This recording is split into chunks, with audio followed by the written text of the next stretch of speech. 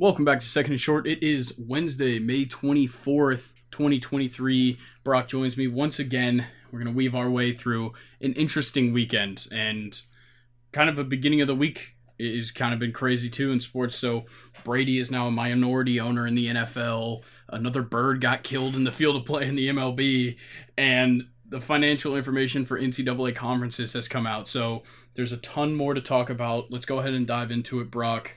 We'll start in the NFL.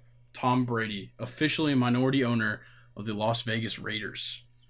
Yeah, I mean, good for him. Still making money. Has that like $200 million contract working out? So with who is it? ESPN or? I think it's Fox. With Fox, yeah. I wish I had that contract.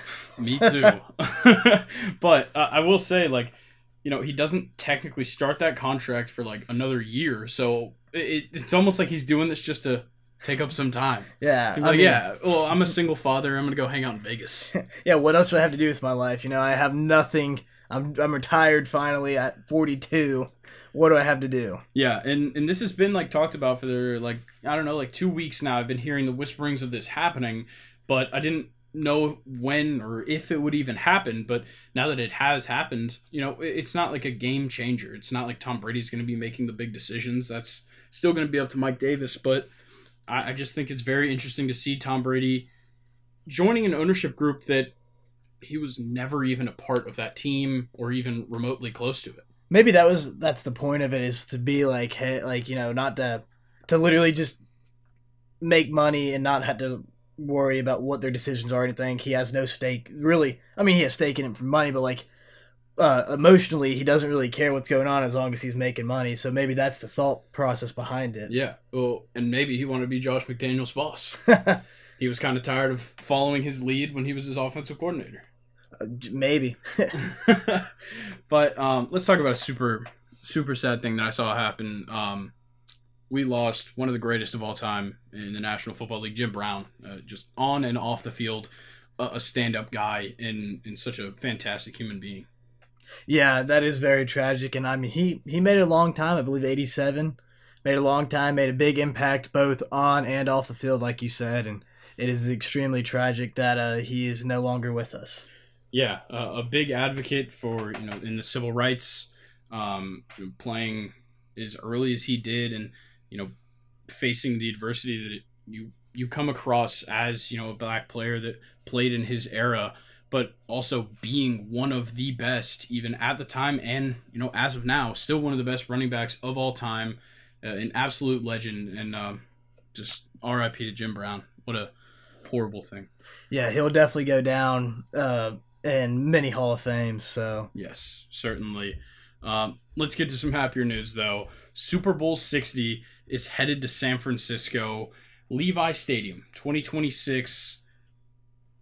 Who do we think is going to be in the Super Bowl in 2026? It's a couple of years down the road. I'll make a bold prediction. We got the Falcons. We're gonna get a good quarterback, right? Gonna get a good quarterback and then get rid of Ritter. He'll do his time, do what he needs to, but we'll make a big trade, get someone good, and we'll be back. Maybe just like 2016. Maybe Caleb Williams will be leading us, depending on how this season goes. Just maybe. I don't know. I think we might be a little too high for that. Fair enough. We could pick up a Drake May, maybe. Oh, that would be very nice. But I think this is a great one. San Francisco has developed into, obviously a storied past, and then they've always just been a mainstay in the NFL. They've always been very good. But, with this defense they've got right now, such an exciting team to watch, but an exciting group of fans that show out all the time. And, putting it in California but not putting it in LA is, I think, better. Yeah. I think LA is so, I feel like we never saw that many celebrities at a Super Bowl like LA. When the Rams were playing in it, but they don't have a following there, really. Yes, they have people that have become fans, but when you think of the Rams, you think of the St. Louis fans and everything else, and it's like, okay, but, they've only been there a handful of years.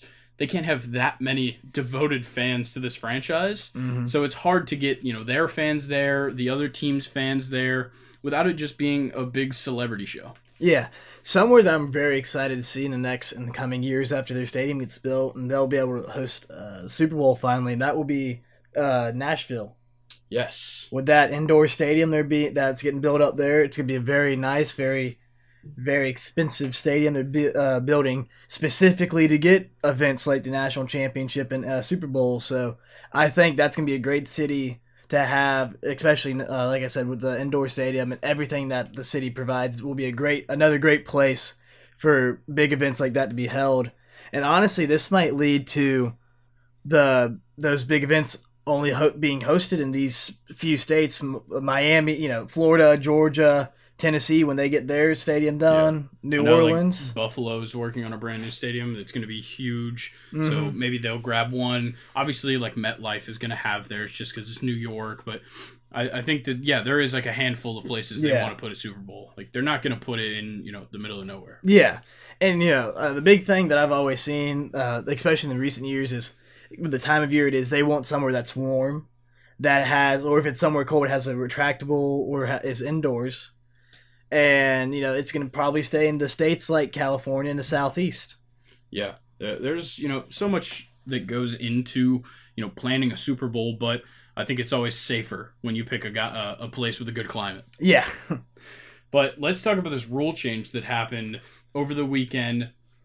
The NFL approved flex scheduling for Thursday night football. So teams that do get selected to be in a Thursday night football game from weeks 13 to 17 will get 28 days notice. And so they can switch you around as long as they give you 28 days notice, but it can only happen in those last couple of weeks of the season. But it seems like this is a horrible idea because, teams aren't made to function this way. They're not.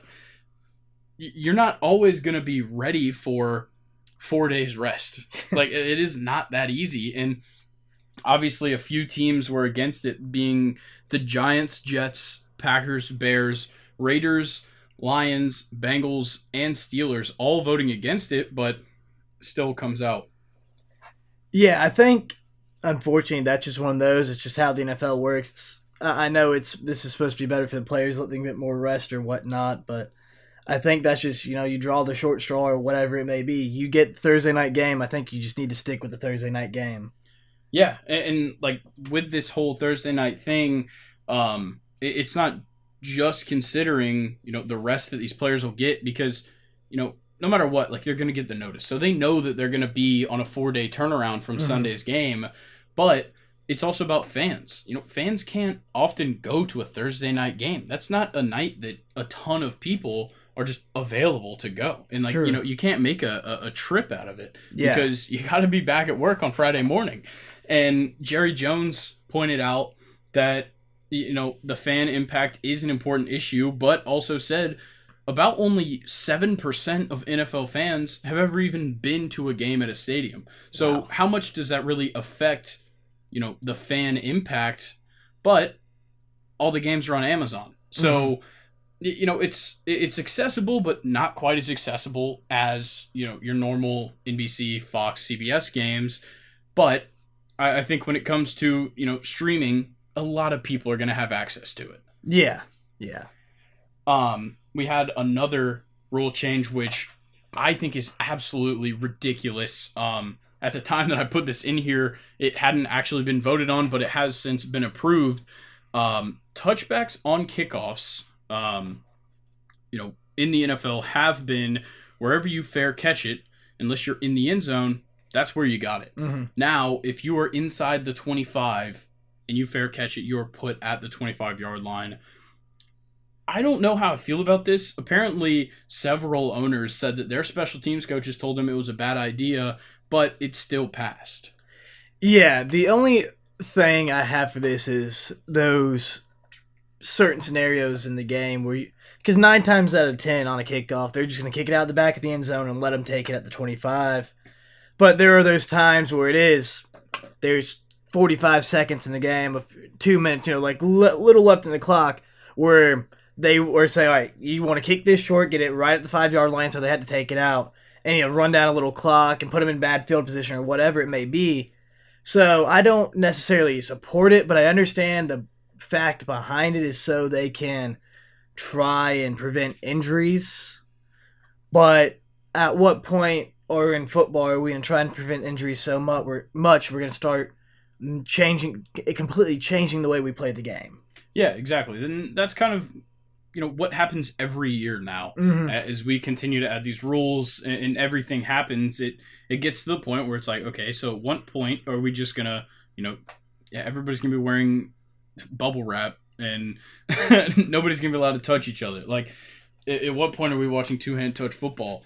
But like, I get it safety wise, but when it comes down to situationally, I think it really fucks some people over. Yeah, I agree, and I just, again, back to the changing every year, changing the rules to make football safer and whatnot. I agree with a lot of things. There were some things that just need to be outlawed, like the hitting the defenseless play. Certain things needed to be fixed up on. But there's a lot that they've done that's just like, you can't even touch a quarterback anymore. Yeah, exactly. And some refs know how to call it, some don't. Like, it's so, like, here and there with roughing the passer calls. But, like you said, there is things that needed to go. There, hitting a defensive player, horse collar tackles that have been outlawed in, the last 2 decades. Like, things like that need to go. They're detrimental to players' health. But something like this where I feel like injuries, and I might just be wrong here, but I feel like there's not too many injuries that are the result of a team returning a kick starting at the 5-yard line. Well, also, this goes into, if you're going to change this, if there are, let's just say, of 100 kickoffs, there are 5 injuries, 3 of them are minor, like twisted ankles, something like that, pulled hamstring, nothing major. That takes a few weeks to get up, and there's 1 or 2's torn ACL, something crazy. Well, you can go into how much of it is because of the turf. That's a big thing that a lot of players have an issue with is the turf. Some of it's pretty crappy. When are they going to put in a rule that says, all right, no more, I can't remember what it is, but there's the specific type of turf that I believe 5 NFL stadiums still use that is so bad and it catches and that where they have the most injuries, the ligament injuries especially. When are they going to go say something about that? When they obviously don't care about the players' injuries if they're not going to go in really in depth and try and fix those little things. Yeah, I think there's a better probability that they start regulating their cleats before they start changing out turf. Yeah, it's all about the money, man. Exactly, and all of their sponsors like Nike would love if they did that. But let's move on to the Commanders sale. So it got reported that the Josh Harris bid was accepted, but it's still kind of going through the motions. It looks like it still needs a little bit more work, according to some owners around the league. But does appear that it will happen within months. Cowboys owner Jerry Jones, of course, commented on it and called this Commanders' impending ownership group, which is led by Josh Harris, outstandingly qualified owners. Added that he has no qualms with the structure and number of limited partners. So Jerry Jones, a big fan of what is happening. And I think when it comes to talking about owners, Jerry Jones is definitely a guy to listen to. Oh, yeah. He's owned the Cowboys for what? 40 years now? Something like it, yeah. And brought them to their first few Super Bowls, has had great teams under him. I mean, like you said, great person to listen to. He obviously knows what he's talking about. Yeah, and kind of a self-made football team owner because, first team he ever owned, the only team that he had owned, I think to this day, he might have a couple of random small things, but he said it himself. He said, I didn't get into the NFL for money. I had some and I gave it all up, plus a lot that I didn't have to be a part of the Cowboys. So when he sees guys like Josh Harris, who already owns the New Jersey Devils in the NHL and the Philadelphia 76ers, you see these guys that are experienced owners, and it's kind of an interesting concept to guys like Jerry Jones or like Jim Irsay, who kind of got in there and have just continued to build franchises. Yeah. Yeah, very, very interesting to see that, yeah. But let's talk about this because I loved when this story came out. So on draft night, the Steelers traded up with the Patriots to draft Broderick Jones out of Georgia, and they only did it. So the Steelers wanted an offensive tackle there, of course, but they knew that the Jets wanted to as well.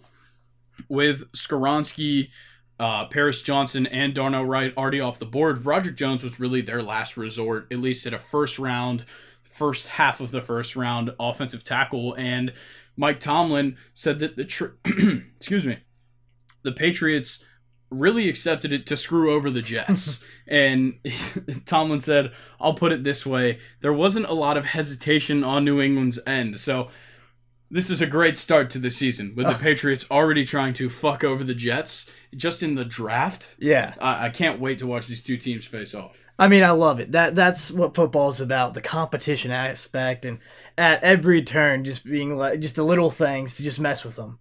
I love it. Yeah, it's great. And another thing I love, Matt Ryan. He chose to be on a combination of games and studio work with his job at CBS instead of taking the vacated chair that was prior was Sean Payton's at Fox. So obviously they offered him at Fox, but chose to do CBS because they offered him some game work. You know, I really like Matt Ryan. He was obviously a great quarterback in Atlanta. Will always be remembered in Atlanta. Holds many records. I would love to see him sign a one-day contract to be able to retire as a Falcon, though. Yeah, and he talked about his possible return, said that all the stars would have to align. You know, he's learned that, at least during his experience in the 15 years he's played, to not shut any doors, which I think is the right move for Matt Ryan. And I will say, though, I think it's come to an end. I definitely think it's come to an end. He had the last few years in Atlanta were a little rough, and then, of course, his last year with the Colts was... Whew. Yeah, horrendous. Didn't help that the coaching was dog shit. Yeah, but I'll cut him some slack. But it looks like the NFL is going for a second wave of investigations on potential gambling policy violations. You know, following the 5 players suspended back in April. This could be a big deal. Yes, you know, and it could continue to be a big deal. But when these 5 suspensions happened. I believe it was me and Luke. It might have been me and Mike in the episode that he hopped on. We talked about how the NFL is kind of asking for this, you know, promoting things like DraftKings and like all of these different gambling sites and like promoting it in stadiums and promoting it on TV. You're inviting these players to gamble, and they are allowed to gamble, but they can't gamble on any NFL or team grounds, and they can't gamble on any NFL games. I don't know how I would have put my opinion varies a lot on that, because as being a part of of an NCAA organization, I'm not allowed to bet on any NCAA sports, in which I don't, of course, because A, I'm not old enough to, and B, I don't have the money to, so don't have to worry about that for me. However, I have to agree with you. The way they're promoting everything and doing it, I mean, I understand. I mean, they should be able to have the discipline not to bet on the NFL team. Like, come on, that's rule number 1. Yeah. And there's many other sports to gamble on. However, like, you gotta. It's like you said.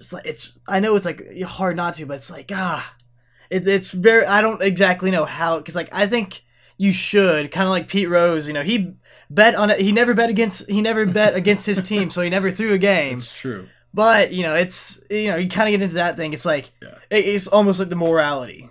Yeah, and like, I get it. I get why the NFL doesn't allow them to do it, because, you know, it's a matter of like, yeah, my friend plays for this team. He said that, you know, the game plan, the ball is coming to him this week, like, bet his over on receptions. Yeah. Like, something like that could be the case. Do I think it's the case? Fuck no, I don't think that's the case. Like, these guys just want to bet, like, you know, it's probably a bye week. And they're like, you know, we're not playing this weekend. I just want to watch some football. I want to be invested. Let me toss, you know, a couple hundred on Cowboys money line. Like, something just, like, fun to get you into the game. Yeah. And they're fucking themselves over with it. Yeah, I mean, like again, I get it. Like, they are just screwing themselves. You should have the discipline. However, like you said, that's a great point. Like, if you're not playing, especially like if it's not your team, like I can understand the argument, like it's not my team, like I don't really know anything. I'm just betting to bet because why not? I have millions of dollars, you know, to just blow around basically. Exactly. Why not? You know, so it gets into this whole thing. At the end of the day, I think it just comes down to the morality, and I think that's one of those things that it's just like, you know, that's one of those just like morally it should be no, like, you know too much, you shouldn't do it. It's like when, I mean, at the same time, but like, they can't do it, but like this would get into a whole political thing. But like people get mad about the politics and having their stocks, you know. Yeah, it is in a sense if you know, and it's not just players that are regulated; it's employees as well. You talked about it, how you can't bet on anything NCAA, but you know employees can't either. And I believe there were some employees that got in trouble with the Lions, including their 4 players that also got suspended. So I think that the big thing here is that they don't want it to be, you know, this insider trading-esque thing with it where, you know, this guy who's the fucking janitor was mopping the floors outside the locker room when they were talking about the defensive game plan next week. Yeah. And then he's going to, you know, take the over on the opposing quarterback's passing yards because they're they're set up to stop the run. Like, yeah. It's just the small things like that I understand why they can't. But it's very enticing when the NFL is just throwing it right out in front of you. Yeah, I mean, I get it. It's a very tough rule, and like as a fan, I don't really get upset about it. Yeah, exactly. Like it doesn't change the way I look at them. Like it doesn't change the way I look at the NFL. It doesn't change the way I look at these players. I don't care. Do what you want to do. Just be smart about it. I do want to say I think it's so dumb to suspend them for multiple games.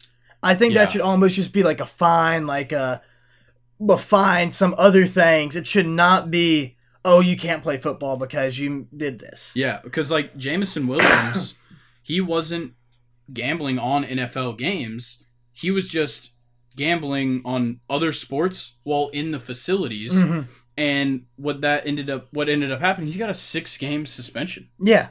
And then it was either 6 or 8, and then the guys that did bet on NFL games, whether they were on, you know, property or not, they're out for the full season. And all of the ones that I saw that got the full season suspensions got cut. Yeah, which is just ridiculous. Because I mean, I don't blame the owners and the teams for, you know, cutting them from if they can't play, they can't produce, they can't give their product. Yeah. And it also appeared that it seemed to be a lot of players who didn't really get a lot of playing time, who weren't starters, who were kind of backups. So you're really also just screwing these guys. Yeah. So it, again, just gets into this whole big argument of all of that. And I think it comes down to morality and how can you judge morality. Exactly. But let's move on to something that I thought was, you know, it's a great start to these changes. But the NFLPA had some surveys that they gave to all the players to rate their franchise from an A to F scale, or A+ to F- scale, I believe, on, you know, certain things that have to do with like the facilities. So like cleanliness of the facilities, the food, the, you know, family accommodation, things like that. And it looks like one of the direct results of these players universally grading the food poorly is that at least 3 NFL teams have added salaried food and nutrition staff this offseason. And note, I said added, not replaced. So there were teams out there that didn't have year-round food and nutrition staffs.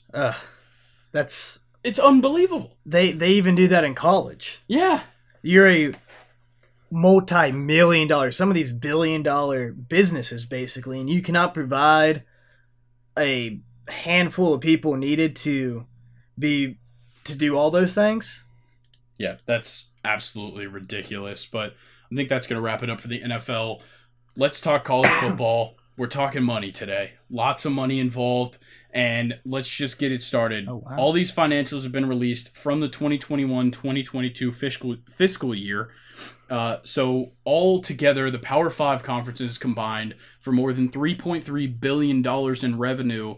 But to break it down to each one, when it comes to distribution per school by conference, the Big Ten with the most, paying out by school $58.8 million averaged out.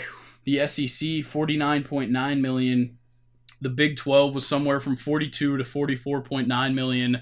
The ACC, quite a drop-off here, $37.9 to $41.3 million. And then the Pac-12 at $37 million per team.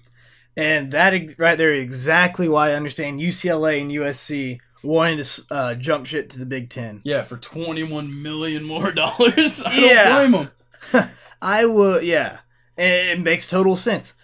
But it also makes sense that the Big Ten is making this much money because if you look, I've said this in way months ago about how they have their enrollment as compared to the SEC per school is literally like 30 to 40,000 more students. It is insane. So they're going to have a bigger fan base, a larger fan base, more merchandise will be bought, more tickets will be sold, more people will watch the games and stream the games and pay for all that extra stuff. So it makes sense when you look at it.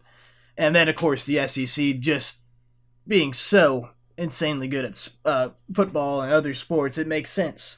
Yeah, and just kind of across the board, like I'm not surprised by these numbers. No. I'm not surprised that the Pac-12 has the least, and I'm really not surprised that the Big 12 is making more than the ACC. I saw some people complaining about it, but when you think about how bottom-heavy the ACC really is, it's not that surprising. Like teams like, your Louisvilles and Syracuse and Boston College, like those teams really weigh down, the Florida States, the Clemsons, and so on. Well, and you have in the Big 12, you have the largest fan base in all of college sports, Texas, by a dramatic sum, and then another extremely large one in Oklahoma. So it makes sense why they're right there in the middle. Yeah, exactly. It all kind of makes sense, but the ACC and Pac-12, though the bottom two on this list, they reported record revenue in this 2021-2022 fiscal year. So the ACC, revenue-wise, made a whole $617 million, and just in TV money made $442.7 million. And then the Pac-12 in revenue made $581 million. So huge numbers for both of these conferences, but it's kind of crazy that these are the two conferences that are in the worst positions right now. Yeah, that is very interesting. You would think that those would be the two biggest right now, wanting to flip everything around, especially with all the money they're making now, that to keep everybody and be able to retain them. And with Pac-12 losing their two biggest, that is going to be very interesting to see how that works out for them. Yeah, I think it's going to be interesting. Let's talk about some very interesting news here. So the son of Michigan legendary head coach Bo Schembechler, who goes by Shemmy Schembechler. His real name's Glenn. But he was hired by Michigan last Wednesday. It was actually on our prep sheet last week, and I just skipped by because I was like, this is stupid. Like, nobody cares. But it became pretty important as of this week. So Shemmy, as I'll refer to him, he resigned on Saturday. So he got hired on Wednesday, resigned on Saturday after some liked tweets surfaced. So some fans saw some tweets from his account that had been liked, and a number of them were relatively racist. Ooh. Not good. Some of the worst being a tweet that claimed that Jim Crow laws would benefit the black communities. All right. Some hate speech against Congressman Hakeem Jeffries, who is a black man, comparing BLM riots to the January 6th riot. Interesting. And praising fringe presidential candidate Robert Kennedy Jr., and in quotes, as long as he doesn't go trans. Yeah, that's one way to get yourself out of a job. Yeah. You'd think that a giant college would be doing some good background checks. Yeah. It's not that hard to see what somebody likes on Twitter. All you gotta do is go to their account, click likes, and scroll through. Like, it's not that hard to find. Mm-hmm. So I think Michigan needs to be doing a little more in-depth analysis. Yeah, I mean, it is insane to me that in the modern world now, everyone knows about their digital footprint, and you wouldn't take better care of your digital footprint.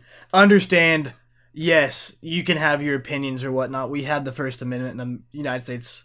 However, there are a lot people don't want you if you're gonna bring bad press. Yeah, this isn't all good. They say all press is good press. However, this is not. This would not. Yeah, this is not a good idea, because I have a feeling, especially when you get into some of those things, it would not work out well for recruiting. Yeah, definitely. Let's talk about this, though. I think this is fantastic. So the Harvard Boosters are starting an NIL collective, which could be huge because they've got the kind of money that could, bring the Ivy Leagues back to prominence. Yeah, and this is something that we talked about a little bit before, and I think what I think about here is Georgia Tech. Yeah. And they want a good sports team. However, they are not willing to work with the athlete enough to help them stay in a university as hard. Because Georgia Tech, as we know, is a top. I believe they're top 30 in the entire in the entire world. I mean, like they are one of the best schools in the entire world. I mean, of course, everyone in Ivy League's top 10. So, but using Georgia Tech as an example, because I'm familiar with them. They have such strict rules for athletes and what you have to do, what you have to make, what you have to keep in classes to maintain. Yep. And another thing, the test scores you have to get in are way higher than the average athlete can do. I mean, than the average person can do to get into these elite schools. So not saying anything against the athlete. I'm just saying to get into these places is extremely hard, and they do not make it any easier for the athlete. So if they want to come back to prominence, they're going to have to give some leeway for the athletes. And of course. But I think that, in my mind, like there is tons of athletes that get offered by Harvard and get offered by, Yale and other Ivy League schools, but, maybe they choose to go to still a great school, but like a Stanford. Something like that, where it's like, okay, I could have gone to Harvard, but Stanford has the better program. Yeah. I have more opportunities with Stanford. If the Harvard boosters and, anybody's boosters in the Ivy League, they make a lot of fucking money. Yeah. Outside of, whatever they already have. So if they want to contribute, and I feel like they would, a lot of Harvard boosters would be, they're very charitable people. And I think that if they start donating into these NIL collectives and really, building up quite a bag there, I think that it could attract some of those guys that do really well in school and are these like model students to go there and, make some money and, kind of bring the Ivy Leagues back. I would love to see the Ivy League make the transition to the FBS. Yeah. Imagine Power 6 with the Ivies come back to seeing Harvard and Yale going to the national championship. That would be insane. We see Cornell. But let's talk about this one. This is an interesting move here. So the Big 12 Commissioner Brett Yormark was recently on UConn's campus to meet with the administration. At the moment, UConn is independent, but I think this would be very interesting. It kind of goes back to what we talked about, where it's the cross-country move. Big 12, I'm not trying to fly from Connecticut to fucking I don't even know who's in the Big 12 now. Everybody's leaving and coming in. Kansas? BYU is now there. I don't want to fly from Connecticut to Utah. That's literally cross country. Yeah, that sucks. But UConn already was in the American Athletic. They spanned from when they were in there, Connecticut all the way down to SMU and some farther out than just Dallas, Texas. So they're already making these long treks. All right, what's worse than, we move up and make a couple million more dollars, several million more dollars, and we still don't, we're making the same, we're doing the same traveling but making more money, why not? Yeah, I think this would be, obviously UConn sucks at football. Yeah. But basketball. Yes. Would be huge. Both women's and men's. Yeah, and like seeing, UConn's men's team or UConn's women's teams facing up against like powerhouses like, UConn is a blue blood essentially of college basketball. Seeing them face off yearly against Kansas in the tournament, like things like that really drive the viewership and drive these schools, back to being those headliners. And UConn, they're coming off of a national championship in basketball. Like It would be a fantastic move if the Big 12 could attract them, but, there's really no telling. And I think that, again, that'd be the great for basketball. However, it may affect them in the other sports. But when it comes to all that, I think what we're going to see is you're going to have your Power 2 with Big 10 and the SEC. And then you're going to have the Big 12, ACC, Pac-12. Then you're going to have everybody else. It's going to be especially if they keep moving up these really good sports, these other programs are really good in other sports, and up to these big Power 5 programs, the Sun Belt, American, Conference USA, all of these are just going to fall apart and become nothing. it's really gonna, then there's going to be no point in having them in D1. Yeah. I've said it before. If they want to keep doing this, they need to realign everything again. You need to have your Power 5 be in their own division. They can only play Group of 5, and Group of 5 has their own playoffs. Because at this point, I mean, they're making money or whatever being Group of 5, but they really, no one wants to go there because they're not going to really, they just kind of get a okay bowl game. No one really pays attention to them. So, it's kind of starting to screw over these smaller schools. Yeah, I think that something that, the Group of 5 conferences, if they wanted to, could come together and create their own playoff. I feel like that's not against the rules. I don't really know how it all functions, but I feel like that would be possible. I don't know, like you said, I don't know how it works, but I think these schools, like I just said, they're just getting screwed over because they're really schools like that have traditionally good athletics. Georgia Southern, Georgia State, Southern Miss, Tulane, UCF, or UCF's moving up. But you have these schools like that App State even traditionally have these good programs, good in all sports across the board, but not just right there to be. Or they can make it into a tournament, win a few games, but not go all the way or something. Yep. And now that these even better teams are going up, they're going to get ignored more, get put on the back burner ESPN Plus, and no one's really going to play ESPN Plus to watch their Georgia Southern Eagles. So it's like, oh, we'll forget about Georgia Southern, move to just be Georgia fans. Yeah, exactly. And why would I want to watch the MAC if they weren't playing on weekdays? Yeah, there's no reason to watch MACtion. Yeah, unless it's a Wednesday night football game. Exactly. So I understand, kind of splitting the two, but at the same time, we wouldn't have App State and Marshall upsetting Notre Dame if we split them all up. And I get what you said. You did say that they could drop down and still play Group of 5 schools, but we would miss out on these once in a lifetime upsets that we could be seeing. If they can't play an FCS team to start the season. Well, the biggest thing I would say is these big schools cut out the FCS and only play Group of 5. Yeah. So if they were to split again, because Alabama never should be playing Mercer. Yes, that's true. The disparities between the two programs, Alabama gets $500 million. That's just a random number I pulled out of my, and Mercer gets $1 million. Look at the difference. Recruiting, way different. Mercer would be lucky to get someone that's even a 1-star. Alabama has a roster of 5 stars. So seeing this, fans don't want to go to these games. Fans aren't going to tune into these games. Make it more exciting. Make these games harder. But this is back to what I've said earlier. I've said millions times. It's all about the money, and no one's willing to risk that. Yeah, I definitely understand that. But let's move on to this. So NBC wants J.J. Watt for their Big Ten studio show when their media rights deal begins, which I believe starts in 2024's season. I think this would be fantastic. Maybe JJ will be a little bit busy with Burnley Football Club over in England, but I think he can make out some time to be on the Big Ten studio show. That'd be great. Him and Urban Meyer. Oh, yeah. I bet. And I have a feeling NBC would be willing to give him a nice little paycheck. Oh, yeah. To do some of the games with the old Urban Crier. Yeah, dude, that would be so funny to see J.J. Watt, Urban Meyer. I don't even know if Urban Meyer would leave. I think he's got a job with Fox at the moment for their afternoon Big Ten whatever coverage.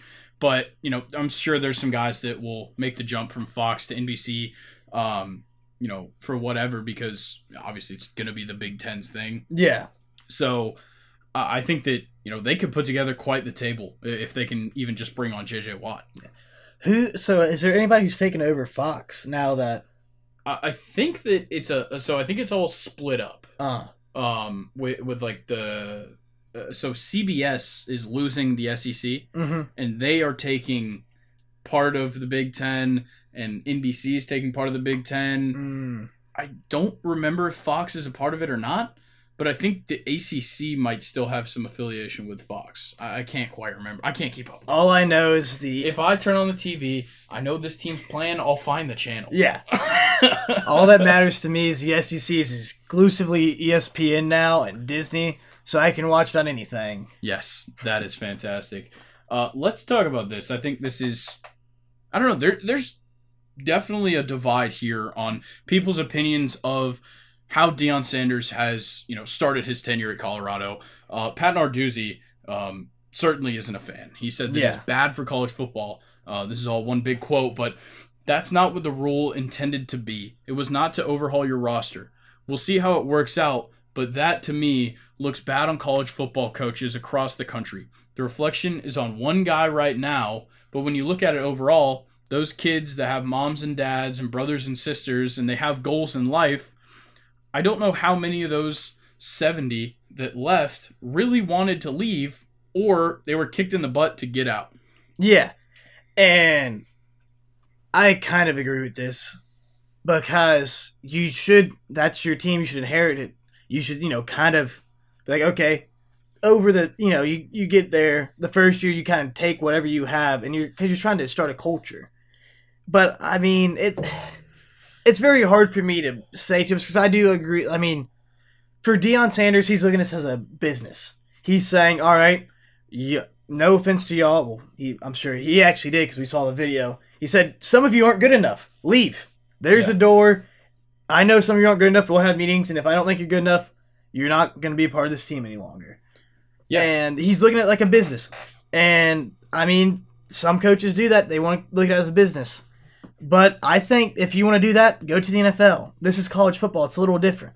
I'm kind of on Deion's side here because every single year we see this new head coach, and he's all that. Yeah. They start off bad, and every single time they get this excuse of, well, these aren't his guys. Yeah. Deion Sanders is entirely avoiding that problem. Mm-hmm. He has found his guys. He's brought in as many as he can, all the guys that he wants, and he's recruiting guys. So it's not that, he's not going to have to wait around. If they suck, that's on Deion now. Yeah. He's gambling on these guys that he's bringing in, but at least they're his guys. True. We don't have to sit here and accept this excuse that every other college football coach gets where it's like, well, he didn't recruit these guys. Mm-hmm. Deion has brought in all of these guys, and he's gambling on them, but if it works, it works. If it doesn't, that's what gambling's about. Yeah. You win some, you lose some. Yeah, all those NFL players know about that, Yeah, that's true. But again, like I agree with that. Like I that's why I'm very indifferent about it because he's a football coach. He's sitting there to win, and he knows how to win. He's historically a great player. He did this we act like he didn't do this at Jacksonville State. Jackson State. The only reason he's getting attention now is because he's at a big time level. And so now people are drawing attention to it. So I think he's a coach. He showed he was good at Jackson State. He still has a little more to prove. However, but that's also the thing with Deion Sanders is like they should have known that was coming. Yeah. And everyone who knew that that saw him at Jackson State and all this knew that was coming. So a lot of those players, even if you don't want to be, a lot of players that transfer don't really want to transfer, but they know it's for the best of them. Why would you want to sit? And that's another thing. Why would you really want to sit there under Deion Sanders if you know he's really not going to give you the shot, whatever it may be? Just go ahead, go somewhere else where you can get your shot, and you can hopefully maybe transfer in the same conference and prove him wrong. Yeah, I definitely understand that. I think, it's here and there.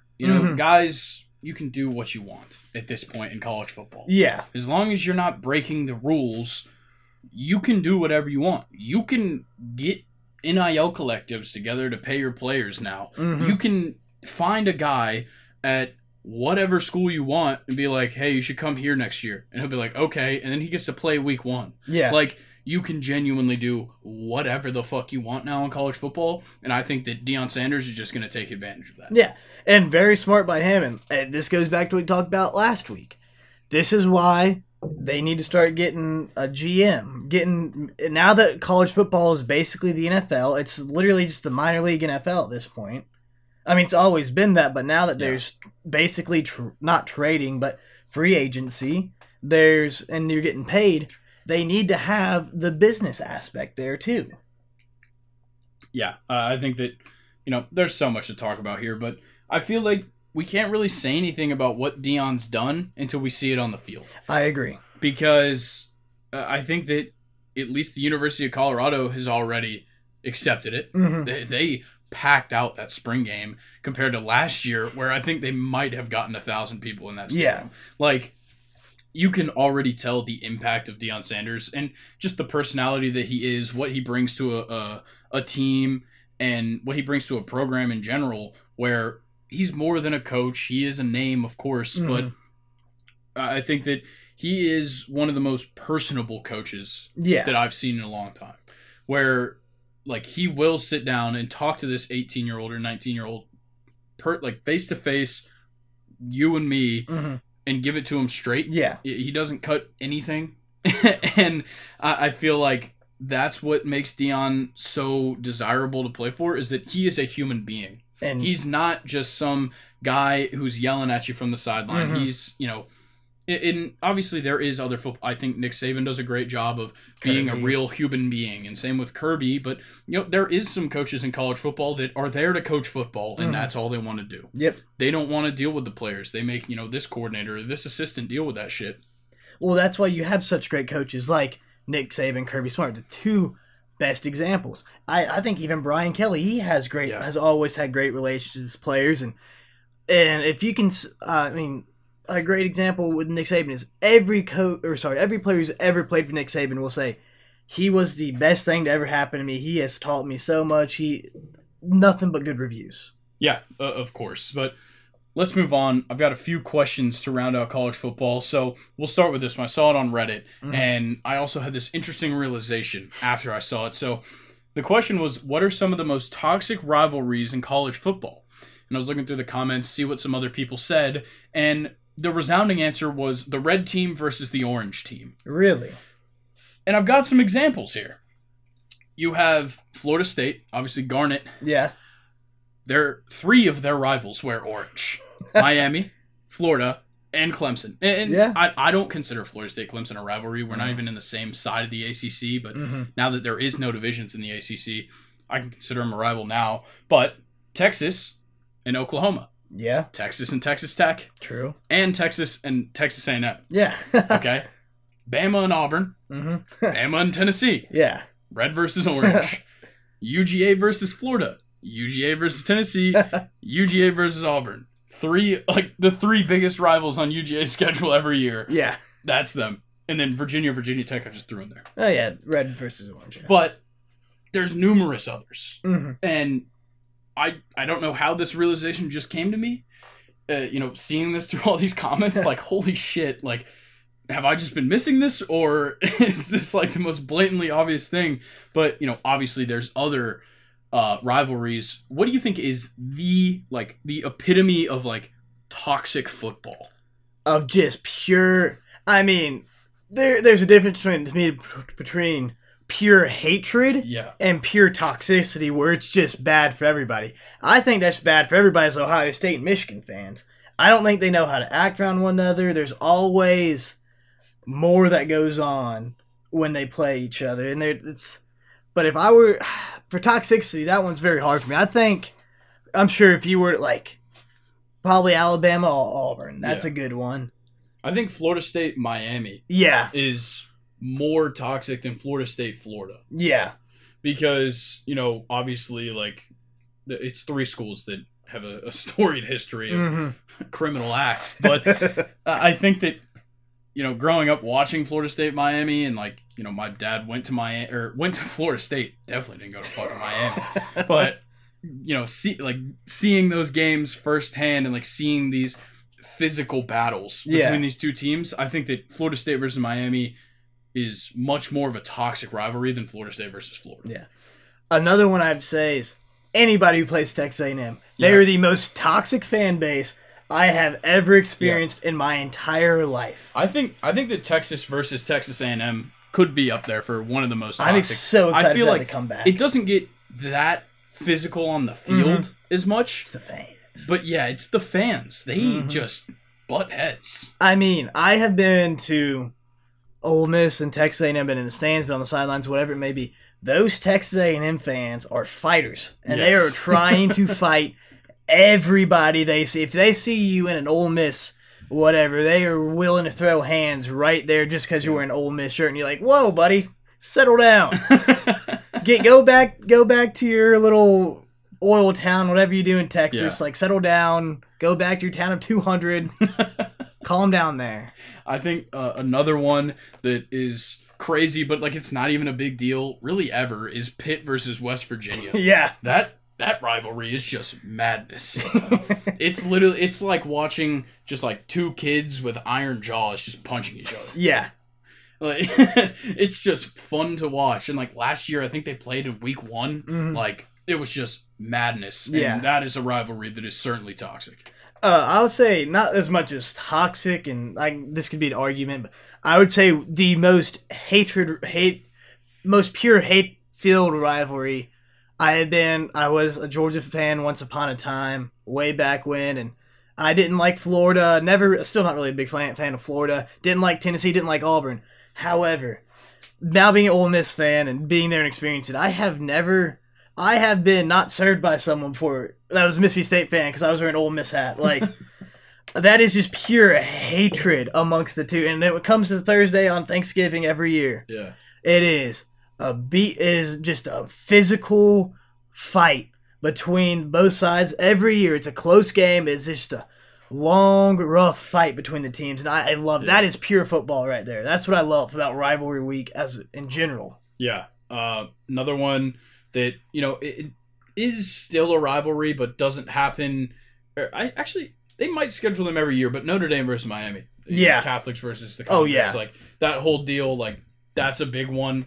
But one that we've both been invested in is Georgia Southern versus Georgia State. Oh, I hate Georgia State so much. Yeah, exactly. Like, I literally went to Georgia Southern for 2 months. I hate Georgia State. Yeah. I have been raised since the day I came out of the womb. My grandpa's favorite person in the entire world is Irk Russell, as we know, greatest defensive coordinator to ever grace the football field. However, and he also started the Georgia Southern football program. My grandpa thinks he is Jesus, has pictures of him in the house. I have a hatred for App State and Georgia State. Yeah. I cannot stand them. And they take it real serious. Oh, yeah. Georgia Southern versus Georgia State, like, it gets brutal. Oh, yeah, it does. I mean, it is. I think the thing people forget is the smaller schools, those rivalries are almost tougher than some of the big schools. Because, like, big schools, I'm a Georgia fan, and you didn't even go to Georgia. You're just from South Georgia, so you're a Georgia fan, whatever. But, like, those smaller schools, you're really only a fan of them if you go there or if you're from the town. Yep. And so those are, like, ingrained in you. You do not like Georgia State because they are all dumb Atlanta people, whatever they say. And it is insane. City slickers. Yeah, they're out there in the city. They got soft hands and they don't know how to drive a truck. They all have traffic, Yeah, they've never experienced one-lane roads and one stoplight towns. Yeah, they've never experienced driving through Troop County and getting pulled over because I'm going 5 over the speed limit. Exactly. Yeah, that's homegrown hatred. Oh yeah, it really is. But let's get to this next question. I think you'll enjoy this one. Which athlete should be the first cover athlete of NCAA football's return? 2024. So I have a weird thinking on this. I was talking to somebody else. They thought that it should be the Heisman winner of whoever it is this year. But my problem is a lot of times that's going to be a guy that's leaving. Mm-hmm. So I want ideally the 2024 cover athlete should be the best player next year that returns the year after. I think that's a big deal to me. And so I have a pick that you're going to like, which is Quinshon Judkins. I think he's the kind of player that could make a name for himself, could be this, big name in college football, but he's still going to be here next year. I think he would be a great one because he's already made a name for himself. Yeah. One of the second best returning, or the highest rating returning running back. I believe he actually ranked higher than Blake Corum. Yeah. Returning this fall, and he would be great. However, I think they're going to pick someone from a bigger school, who they think is going to be the next big thing, because that's going to be someone with a large fan base nationally. So it just catches more eyes. You see, let's just say Alabama's got the next dang, Jalen Hurts out there, Yeah. Tua, whatever. That's who they're going to put on there. Or Georgia. It's probably going to be Georgia more like. Yeah, I would not be surprised to see Carson back. Yeah. Or, someone... Or even like Kyle McCord from Ohio State. Yeah. Like, he's just now starting, and he'll most likely be here for 2 more years. So the fact that, he could be great this year and then he's going to return, that's what I value more. I don't want to see the cover athlete be a guy who's in the NFL now. Yeah. You've got all their rights now. Mm-hmm. You can do a current college football player, and it's not a problem. And this is something we talked about last week. I would love to see you go on, you say you're an Ole Miss fan, you can pre-order it, whatever, you're an Ole Miss fan, you'll get one that's a Quinshon Judkins. Yeah. Or, you can pick your player, whatever it may be. I think they did that before, where they had, like, the split covers, like, certain regions could get the certain cover athletes, and I think that's a fantastic idea. Mm-hmm. You could have, like, the really big prominent colleges would primarily get them. Oh, yeah. But, like, you get, like, your Florida State edition, and it has, whoever. And, you get your Ole Miss edition, it's got Quinshon Judkins. You get your Alabama edition, it's got, I don't know, Jalen Rashada. Someone. Yeah, whatever wide receiver is going to be the next fucking Julio Jones that comes out. Literally. All right, one more question before we get into the MLB real quick. Which college football playoff collection of 4 was the best between all 4? And I'm going to go ahead and pull them up for you so you can remember all of them. There are some years where it was obvious. I think last year was one of the year before last, when it was obvious that it was going to be Alabama, Georgia. That one I would rank towards the lower because everyone knew it was going to be Alabama, Georgia in the championship. Whew. This year was a pretty good one. Mm-hmm. Oh, dang, dude. This is a thinker. Okay, so we'll start. Obviously, this most recent year was TCU, Michigan, Georgia, and Ohio State. Yeah. I liked it storylines wise. I think, the storylines with Max Duggan and, Michigan and Ohio State clashing, like all of that. And then, of course, Georgia, the defending national champion, Stetson Bennett, like his whole story, like it all added up very well for the storylines. I just don't think it was the best. I think you put those up against and a couple of the other 4, they're not going to make it. Yeah. And then 2022, I'm not really a fan of this group. I was not a Cincinnati fan weighs it down a ton. Yeah. Because all they had was Sauce Gardner and Kobe Bryant. Like, that was all I cared about on Cincinnati. And then Michigan was all defense. We saw it in the semifinal game. They had a defense. Didn't really do much, but the offense just wasn't there. And so those 2 really weighed it down. Obviously, Georgia was absolutely phenomenal, and so was Alabama. Oh, yeah. But I think it certainly gets weighed down by the bottom 2. I agree. I definitely agree with that. And then for 2021, we had Alabama, Notre Dame. Sorry, I just came up with my answer. I forgot about that year. But yes, Alabama, Notre Dame, Ohio State, and Clemson. I think this is certainly one of the better ones. Oh, that is definitely one of the better ones. I mean, they had great games. Yeah, and, Alabama, high-profile team there. Notre Dame, they were good. Yeah. They weren't college football playoff good that year. And I think that weighs this year's down as well. But the next one is easily a number 1 contender, at least. Oh, yeah. LSU with Joe Burrow and everybody else. Yeah. Oklahoma with, I believe, Kyler Murray. No, Jalen Hurts. Yeah, Jalen Hurts. And then Clemson and Ohio State. Clemson was absolute powerhouse as well that year with Trevor Lawrence. So, that was a good one. And Ohio State had Justin Fields. Like, that was a good very game. Good ones. Yeah. That was the game that there were a couple targeting calls I really some I disagreed with, and some no calls I also disagreed with that should have been targeting and they didn't call. That was an interesting ref game. Yeah, I think that as of right now, 2020 is easily the best. Yeah. But there is a couple more that are good. 2019 was probably one of the worst. Yeah, personally. easily. Alabama, Clemson, Notre Dame, Oklahoma. We've seen it before. And then the championship really wasn't that good either. It's one of those Clemson smacked them. Yeah. But, it wasn't a bad group. I think this was the Kyler Murray year with Oklahoma.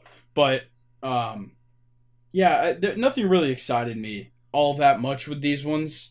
But 2018 was pretty good. I think that one was my favorite one. Yeah, 2018 was great.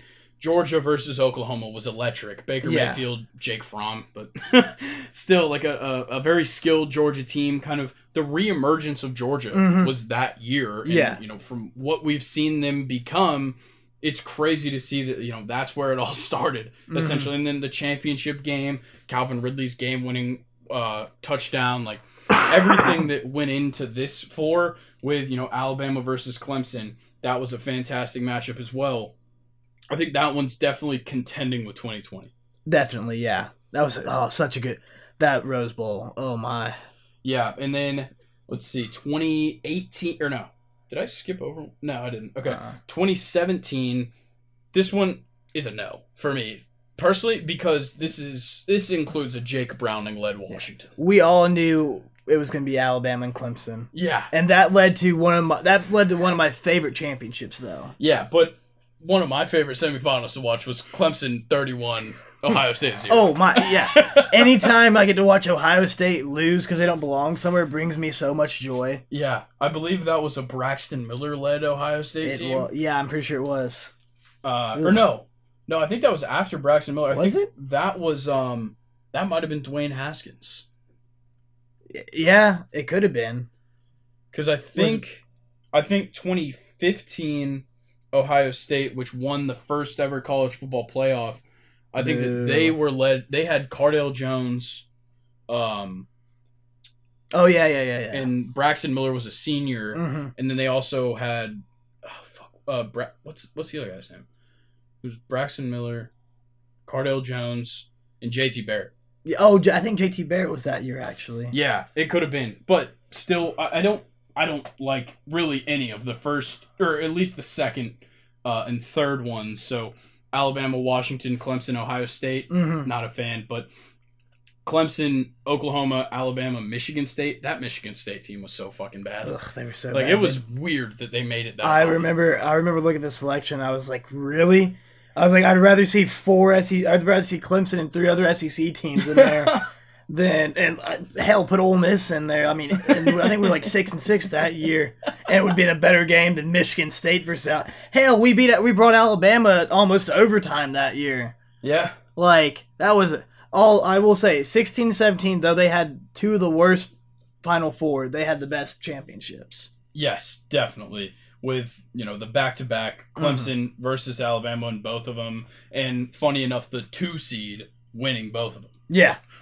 But 2015 is one of my favorites just because of the names that were in there. With Oregon, Florida State, Ohio State, and Alabama, you had, obviously, this was the first college football playoff. We still had Jameis Winston. Yeah. We had Marcus Mariota versus Jameis Winston in the first round, as well as an Ohio State team, which I believe that game, Cardale Jones was the starter. I don't even know who Alabama's quarterback was then. It was Bryce Sims. Yes, it was. I remember that's the only reason Ole Miss beat Alabama that year. Yeah, so I think personally it's between 2018 and 2020. Yeah, I think 2018, that was just such a good one because that playoff game, the Rose Bowl, that was so good. Yeah. And then the championship was so good. 2 overtime games. I mean, Alabama kind of stomped Clemson as we can look at 24-6. They just dominated, and it was a traditional Nick Saban kind of just ran the ball, just down their throats, and just proved that he was better. And that's why that's why that game was so low scoring because of course great defense, and then he just said, "Oh, I'm gonna run this ball down your throat until I get tired." Okay, so I think I have to go with 2020 just because of that LSU team. It was so good. Seeing Joe Burrow versus Trevor Lawrence in that championship game was so electric. Joe Burrow, Clyde Edwards-Helaire, Jamar Chase, Justin Jefferson. Yeah, Justin Terrence Jefferson. Marshall. But then on Clemson's side, Trevor Lawrence, Travis Etienne, Like, Yeah. just so much going on both sides. Pretty sure That Higgins, right? No, he was gone. Yeah, he was gone. Yeah. But still, absolutely loaded 2 teams. Oh yeah, I mean that was also. I mean, that was actually a good game until about halfway through the third quarter. Then LSU just opened up and just their defense finally pulled up and just put a stop to everything Clemson had going for them. Yeah, very, very interesting stuff there. But let's go ahead and talk MLB real quick. I don't have too much to talk about here, but let's start off with these Orioles City Connect jerseys. Ugh. Oh, man. Just looking at these pictures is difficult. Yeah.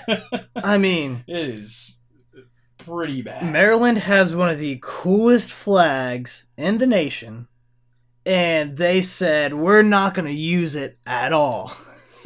Yeah. I mean, I'm sure they could have stole the University of Maryland's uniforms. It would have been cooler than this. I'm trying to pull up the pictures.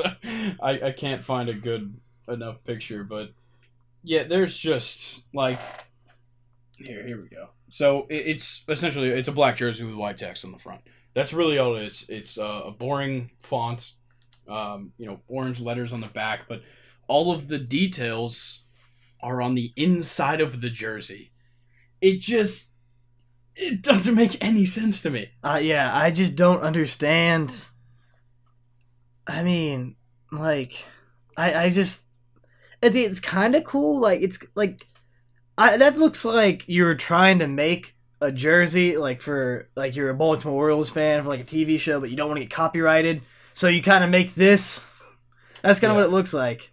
So I just pulled up all of like the reasonings behind everything, and this one says, from the outside, it looks all black and white. You can't see what you're looking for. Threaded from the artistic tapestry of our city, the palette is like our people. Colorful, vibrant, and quirky. Interesting. Yeah, okay. So, they have this part. The city of firsts. If you know our history, then you know Baltimore has pioneered many of America's first inventions, so it comes as no surprise that we're the first MLB team to design the inside of our jersey. The neighborhood, so the pattern is a representation of the neighborhoods that shape our city. The grayscale exterior represents the surface level view people have of Baltimore. Look deeper and you'll find the colorful interior that highlights the vibrancy of the city. So I like that reasoning. Mm-hmm. It looks like shit. Yeah. But like, it's a jersey. Like, it doesn't need to have this much meaning behind it. No, not at all. It's like, I mean, it's like, I feel like Atlanta did a great one. They based it off of Hank Aaron and his jerseys when he was in Atlanta, and then they added the culture of Atlanta, all those other little things. And I thought that like Atlanta did really good with theirs. This one, I feel like they could. I don't know. Yeah, I'm just not a fan. But let's talk about this. I guess the Guardians made history with this one, becoming the second franchise to kill a bird on an MLB field. Woo! The Guardians' Will Brennan accidentally killed a bird with a hard hit grounder. The exit velo on Brendan's murderous hit. 100.1 miles per hour. That's fast enough to kill a bird. I'll tell you that. I've got to pull up this video because it is scary, honestly. I mean, let's see. This just goes to show, like, people may hate on baseball, but this is, I mean, to get in front of that ball, to be the shortstop, to jump from that ball to try and get it, it's scary. There it is. Yep. I think they'll show the replay here, but just some more information. This is the second bird killing within a week in the MLB. Last week, Diamondbacks pitcher Zach Gallen unintentionally struck and killed a bird while warming up in the outfield. And the Diamondbacks now have competition in their MLB all-time leading bird murders of 2, including Randy Johnson's spring training bird blow-up. Yeah, literally the first time since the 90s. And it's happened twice now. And it's just dead. And the announcer's like, on impact. It's bad, dude. Listening to the announcers is so funny. I saw, like, somebody did, like, a real, like you can actually see it, and they, like, highlighted it. but I cannot find the clip of it. But I'm sure they probably asked that it be taken down. Oh, here it is. Never mind. That. Yep. I can't it's help dead. but laugh. I'm sorry. It's dead. It's just sitting there waiting for it. It was trying. See, it was trying to help out the Guardian or the White Sox there. Yeah. Trying to be a team player, and he didn't realize the ball was the same size as him. That poor bird. But I will say this puts the Guardians second place all time in bird murders, so that's big. They're hot. They're finally for something, you know. Exactly, they're finally good at something, and it's not having to change their name. I mean, the only thing they've had besides changing their name was Major League, the movie, and then they had to live through the second one. That was terrible. It only should have been one movie. That's all I got to say. Never should have made the second one. Yeah, you're 100% right. Last thing for the MLB, Marcell Ozuna and Will Smith got into it a little bit last night, being Monday, the series opener, after Ozuna's bat hit Will Smith on his backswing on a fly out to left field. And if there's one thing I know, Marcell Ozuna is not somebody that would typically plead guilty, so I do trust his apology here. Yeah. But the big thing for me is that it led to one of my favorite things in baseball, which is when the bullpens, because they love running out from the bullpens walk out into the outfield like on the warning track, and they're waiting for somebody to swing so they can run in, but then they don't get to go anywhere because no fight starts. And they're just like all standing there. It is absolutely hilarious to watch. But always Marcell Ozuna actually walked up and apologized, but he typically would be pleading no contest. Yeah. we have a few he has a history. But you know, I always love a good fight. I do like this rivalry between the Braves and the Dodgers that have kind of emerged. It's very, very fun. Yeah, it's absolutely fantastic. But let's get into top three, bottom three. We've got a fun one today. I think this is a little bit interesting because I think there's some interesting parameters that can be set here. Yeah. So we're doing concession stand foods, so no drinks on this one, not like summer foods. Fair. No drinks, just foods. Got to be from a normal concession stand. It can't be some glorified ballpark shit. Okay, if it was ballpark food, then we could talk. Yeah. Concession stand, I think, like shitty rec baseball game or like football game, like literally the bare bones shit. Well, the first thing that comes to my mind, like it's in most of them, but probably not some of the crappy like. Oh well, if it's in most, then that's all game. Because for my favorite by far of any concession, you've got the top pick on the top three. I got the top pick on the bottom. All right, so you can go ahead. Is barbecue nachos. I mean, who doesn't love a barbecue nacho? It's chips, a little protein, a little cheese, and the barbecue sauce. Oh, those are delicious. I get those every time I go to a game. Yeah, absolutely fantastic. I'm trying to think because I'm kind of narrow-minded baseball wise. So when I think of going to the concession stand, especially like small baseball game, I got to get the ranch sunflower seeds. Yeah.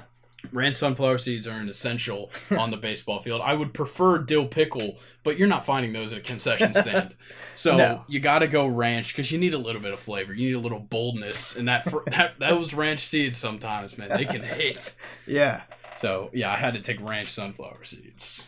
For my two, I think this just brings me childhood memories, and some people don't like them, but I love them. The Airhead Extreme, like sour, like the red, white, and blue. Like the little rainbow things. Yes, dude. Oh, those are freaking gas. Yeah, those are fire. I love those. I'm trying to think because I don't want to go too niche because I'm trying to keep this broad, but I think back to rec baseball. You win a game, and you're like, "Mom, can I get these?" Yeah, and she's like, I guess. And it's funnel cake fries. Oh, I don't know how popular these are at concession stands, but at least my local baseball park had them. Yeah, at the ballpark. Yeah, and it's like, it's not like a full funnel cake. It's just like little strips. Yeah. Absolutely doused in powdered sugar. Oh, yeah. And you just... Yeah, and there's no way to avoid the mess. No. Forks, napkins, hands, it doesn't matter what you do. You're going to be covered in powdered sugar, and it's going to be all over your face. Oh, yeah, 100%. But that's just the joy of funnel cake. That's true. And then you get to lick your hands of all the sugar afterwards, all the powdered sugar. Oh, All right, so your last pick on the top 3. This one was always my favorite. It's my favorite to get at Braves games when it's 1,000,000,000 degrees, and Ole Miss games it's 1,000,000,000 degrees, or even back when we were at early football games in the fall when we were young and would go watch the Friday night games. The frozen lemonade, like ice, like Italian ice, whatever the Italian that is. ice, like the one that comes in the little cup. Yeah. They have that everywhere. Like ours, we had like the truck, but I always preferred the lemonade ones. Those were better to me. Oh yeah, dude, those little Italian ices are fucking awesome. Oh, I mess those up every time. I'm like, oh. Yeah, and they're so good. I could go for one right now. I think I'm gonna go double bubble bubble gum. Ooh, because. And all 3 of mine have been rooting in baseball, but that's what I played growing up. So I remember going to those concession stands. The best deal: you get 4 pieces of bubble gum for a quarter. Yep. You hand them $5. You hand them out to all your teammates, and then you stick them in your bag because you're gonna go through at least 8 pieces of that gum in one game. Oh yeah, because it might last you a half an inning. Oh, I still chew that though. That's the issue. I'm like a child. It is dog shit. There is so much better gum. Yeah. And if there's a piece of double bubble sitting there, I'm taking it over just about any other gum. 110%, yeah. Even though 5 seconds with that flavor is amazing, and then nothing. And like your jaw is gonna hurt just from getting it started. Yeah. Because it's so dry and it's so hard that like it's like eating a jawbreaker. For like the first 5 seconds, and then by the time you actually get it to the point where you can chew it, it tastes like nothing. Yep. But that's the best part about it. Oh, 100%. Because there's nothing anybody ever wanted to do more than sit down with some bubble gum and continue to put it in their mouth. Yeah. Like all I've ever wanted to do was just sit down and eat bubble gum, and that's the closest thing I'm getting to. Yeah. All right. Well. I'm going to start the bottom 3. This one might get some hate, but I'm going with just a hamburger. Hamburgers suck traditionally at concession stands. They're typically, they're soggy. The bun always sucks. Like, the only thing that can save them is condiments, but typically the condiments are hot. Yep. Like the mustard and ketchup has been sitting out on this little table next to the concession stand all day in the sun. Not in the shade, Yeah, no, it's been sitting out in the sun. Always conveniently right outside of the shade where it can boil in there. Yeah, like, and you can't add anything to it. You can't add any pickles or onions. It's just a patty. Maybe a slice of Kraft, like a Kraft single. Yeah. Just the most wet bun ever. And then you just throw some ketchup and mustard there to give it some kind of flavor. Yeah. I'm gonna stay with the trend here of some people are gonna disagree with this. I think the pickles at concession stands suck. It depends. I think it depends. I mean, You're talking like the prepackaged pickles? Yeah. I don't know. I've had some that. I'm not a big pickle guy. I mean, I can, but like, I've had those friends that will go get those. I'll take a bite, and I'm like, this thing's about 1,000,000,000 degrees. It's been sitting on that counter for days. I'll give you that. And I'm just like, why are you doing this to yourself? Yeah, dude, pickles are so good. I'm like, yeah, you may not cramp, but you want to kill yourself. I don't think a pickle's ever made me push me that far. But I'm not a fan of a warm pickle. But if it's like, there is some places where like they have like the ones in the fridge. They pull them out of the fridge. It's super cold. Yeah, that's fantastic. Different. Those are different. I'm talking that they just have them off to the side. They're like, all right. They're like they have they're just like they're prepackaged, just like sitting on the front. You grab it, you hand it to them. Yeah, that fucking sucks. Yeah, that really sucks. But all right, I'm trying to think. There's not that many bad things at a concession stand. Yeah, because it's easy. It's you go up. It's like prepackaged, like candy, chips, like hamburger, hot dog, and then drinks. Yeah, but I think I genuinely do hate this stuff, and it's the prepackaged like what you'd buy at the grocery store cotton candy. It comes in like the actual bag, and it's like the 3 balls in there, and they're the 3 different flavors. The texture sucks because it's not like that wispy feel of actual like fresh made cotton candy. Yes. It is like the most processed. It literally feels like a snowball in your hand, and when you go to bite into it, it feels like one as well. Yeah, but like Ugh. It is the worst, and the flavor sucks. Yeah, those are terrible. I haven't had one. Oh. I remember like you're a kid, you're like, oh, this is great, and then you're like, yeah, it's like, oh, it's cotton candy, like that's great, and then you try it like a year later, and it's like, wait, this is awful. Yeah. The worst is if you ever like gone from real cotton candy, and then you're like, oh yeah, this is gonna be just as good, and you're like, oh. Yeah, it never fails to disappoint. Oh yeah, you just. Ugh. Back to what we were saying about.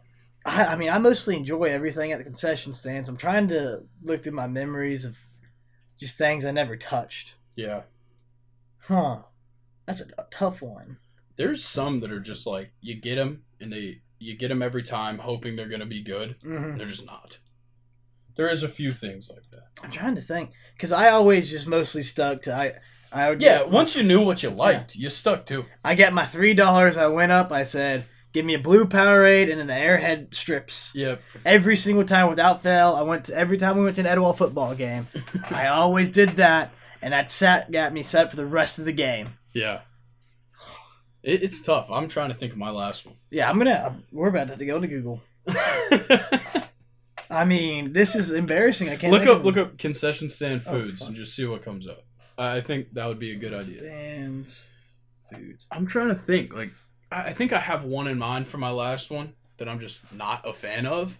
But, you know, there's such endless thing. You know, different places, different regions are going to have different stuff at the concession stand. Yeah, and I think, you know, coming from the South, ours may be different. And, you know, the Midwest, I'm sure they have, like, cheese curds and those things. All my friends in the Midwest are obsessed with cheese curds, so I'm sure they're like, yeah, fresh cheese curds. Ooh, I don't know. I've never really tried them. Oh, here's one. According to this claims it. Any cheese fries are always so ungodly soggy from concession stands. If you ever got one. Yeah, and it makes it worse if they're chili cheese fries. Oh yeah. They use the worst chili. It's not hot, and the fries are gross. Yeah, and you're trying to pull it apart. And it's just cold, and you're just like.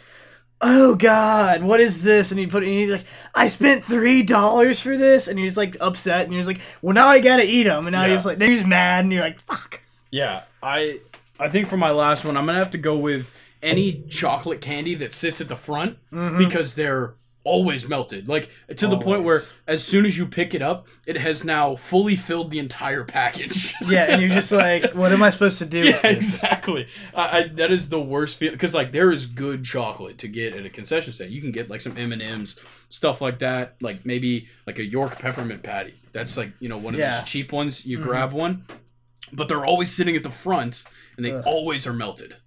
Always melt. Yeah, and you're just so upset. You get your Reese's, and you're like, oh, I can't wait to eat this, and then it's the chocolate and peanut butter separated. You gotta take the little wrapper off, and half of the peanut butter cup comes with it. And you're like, oh, man, he's gonna, like, lick it, and you're just like, everyone's looking at you, you're like, I'm not weird, I promise. I want to get the best of both worlds. All right? And people are judging you, like, everybody stop looking at me. It's always terrible. All right. What is your final selection here?